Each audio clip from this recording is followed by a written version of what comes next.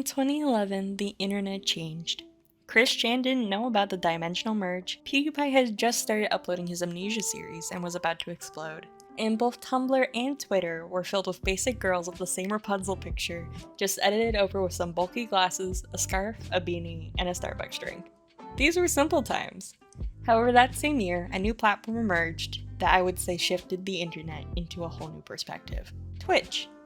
Though it didn't really pick up for a good year or two afterwards, live streaming was suddenly put in front of gamers specifically, later adding various different categories such as just chatting, various art applications, technology, and just about everything else. At the beginning though, it showed regular gamers that if they wanted to learn, they could stream their gameplay to a whole new audience. I still remember the first time I loaded up Twitch, though I had created an account in 2012 through the older chat application Curse Voice. It was 2015 when I decided to check out H1Z1, which was popular on the platform. Though now long dead, it introduced me to streamers such as Groomy Bear, Flamehopper, and even a household name, Ninja.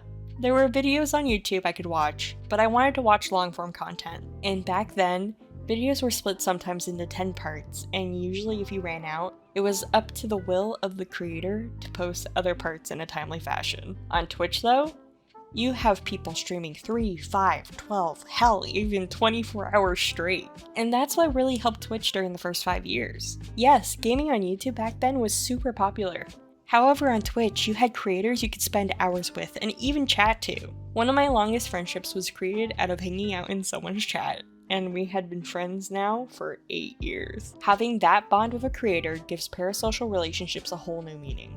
You are spending hours with the same person, chatting about video games, life events, pets, you name it. Even if you don't become close friends with your favorite streamer, it can still feel like you've known each other for a lifetime, and the lines can sometimes be blurred. As someone who's been streaming on Twitch now for a full year, I have truly made some amazing friendships on the platform, and many of my regulars hold a special place in my heart. We have inside jokes, dumb laughs over stupid things, and they have very much become a part of my life. With that said though, many of my followers have come around and asked, "Hey Cream, I want to start streaming. I know what to do, I know how to set everything up, but are there any tips you can give me or suggestions to help me out?"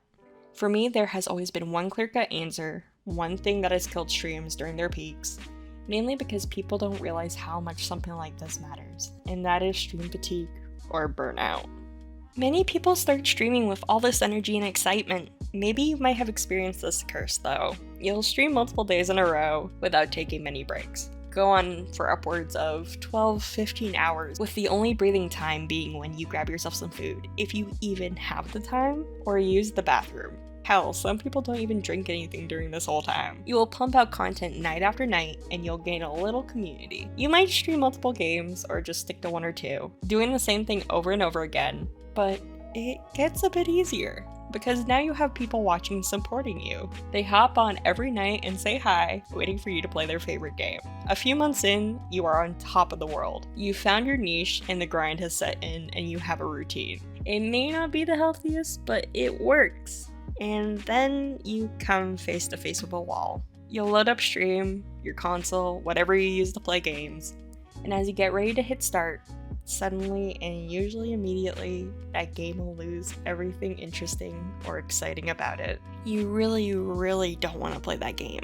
So you start browsing what other games you have, and they too have become boring, and nothing looks fun. You have your Streamlabs or your OBS loaded up, and you start staring at the screen, and suddenly, I don't even want to stream right now. But that's okay. It's fine. You close everything down and type something out to your followers and just say, "Hey, I'm gonna take a break tonight," or you'll make up some excuse and all will be good. I'll be back tomorrow, I promise. Tomorrow comes and you load up everything and the same thing happens. Maybe you just need a little break. A day or two just to get out of this new funk. Another message goes out. Finally, after a few days, you'll decide, screw it, I'll just play anyways, even if I don't want to. You load up your game, get your stream started, and push through. However, that charm, the excitement, is suddenly gone, and streaming has officially become a job. From here, streamers typically go one of 3 ways. They push through and continue on, acting like everything is okay, until one day they're just done.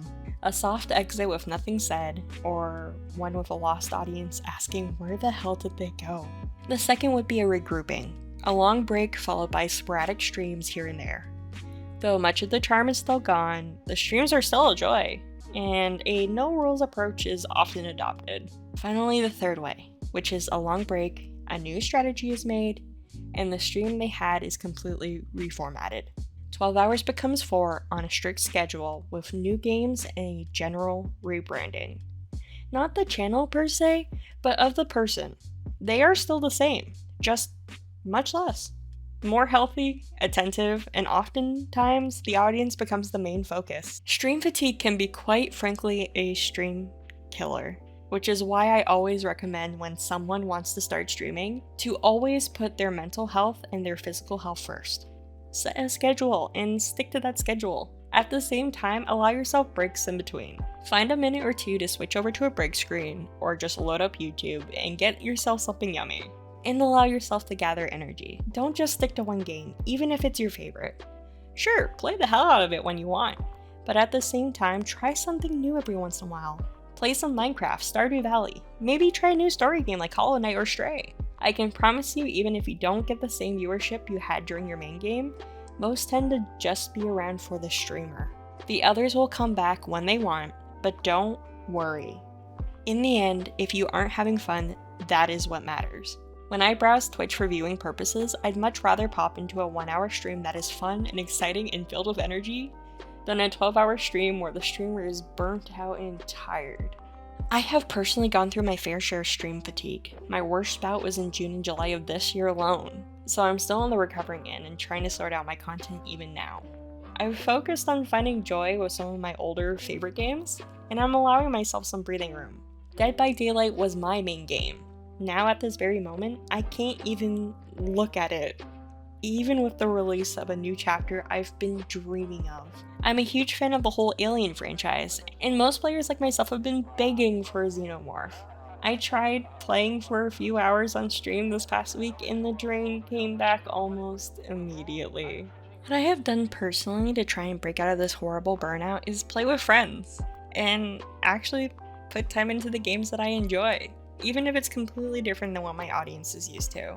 In the end, I want my stream to be a chill and happy place where all sorts of people can come in and exist. Make dumb jokes with each other, talk about the most random things, and just have a blast. If I'm not having fun, I don't want my viewers to sit there and have an off experience. Sometimes all you need to break out of a bad burnout is a long Netflix session and a good show with 13 seasons. Other times, you just need to exist offline. In the end, don't push yourself and allow yourself some time to just breathe. Take some time off. Do what you have to in order to get out of this funk. And remember, no matter what you do, you will always have an audience there waiting for your return. In the end, your mental health and your physical health is what's most important. You are important. And never forget that. Thank you all so much for watching. If you enjoyed the video, leave a like, a comment, and maybe even a sub. I'm still trying to figure out my upload schedule, but you can check out my other video on how to be a VTuber for free in 2023. For now, I'll leave you guys alone. I love you all.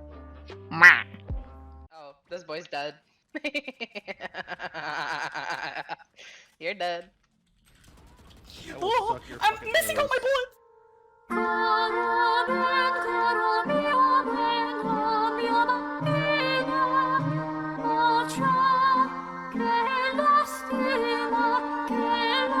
my god, you saved my life! I got you, baby. Oh fuck, no, this way. Come.